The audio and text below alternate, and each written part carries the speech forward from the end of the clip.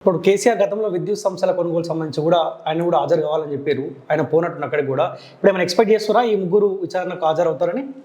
కేటీఆర్ అయినా, ఈటల రాజేందర్ గారు అయినా, కాళేశ్వరం అవినీతి కావచ్చు, లేకపోతే విద్యుత్ కొనుగోలు అంశం కావచ్చు, వీళ్ళకి నిజంగా చట్టాల మీద, కోర్టుల మీద గౌరవం ఉన్నప్పుడు ప్రజలకు జవాబుదారీగా ఉండాల్సిన వీళ్ళు, ఒక ప్రజాప్రతినిధులుగా రాష్ట్ర మాజీ ముఖ్యమంత్రిగా పనిచేసిన వీళ్ళు, ఒక బేషరతగా వీళ్ళ మీద ఒక నేపం వచ్చినప్పుడు, ఒక నింద పడినప్పుడు దాన్ని బేషరతుగా కోర్టులకు విచారణ ఎదురై వాళ్ళ యొక్క నిజాయితీని కూడా నిరూపించుకోవాల్సిన అవసరం ఉంది. ఈ మభ్య పెట్టుకొని మళ్ళీ కోర్టులకు వెళ్ళి స్టేలు తెచ్చుకొని మమ్మల్ని కాపాడనుకునే ప్రయత్నం కూడా జరుగుతుంది, గతంలో కూడా జరిగింది. కాబట్టి ఏది ఏమైనా కూడా ఈ కాళేశ్వరం అవినీతి అనేది తెలంగాణకు పట్టినటువంటి ఒక దరిద్రం. ఆర్థిక పరిస్థితి ఎట్లా ఉందనేది కాళేశ్వరం లాంటి ప్రాజెక్టులు కట్టి తెలంగాణ ప్రజల నట్టేట ముంచినటువంటి పరిస్థితిని మనందరం కూడా గమనిస్తా ఉన్నాం.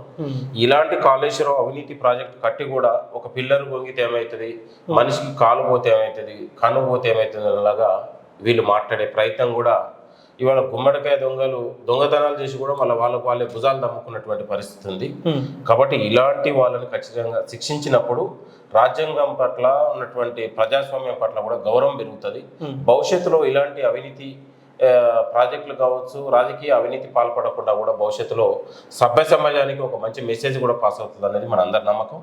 వీళ్లకు నిజంగా చిత్తశుద్ధి ఉంటే బేషరతుగా విచారణకు హాజరు కావాలి. విచారణకు కూడా సహకరించి జరిగిన లోపాలను, జరిగిన అవినీతిని కూడా ప్రజలకు చెప్పాల్సిన అవసరం ఉంది.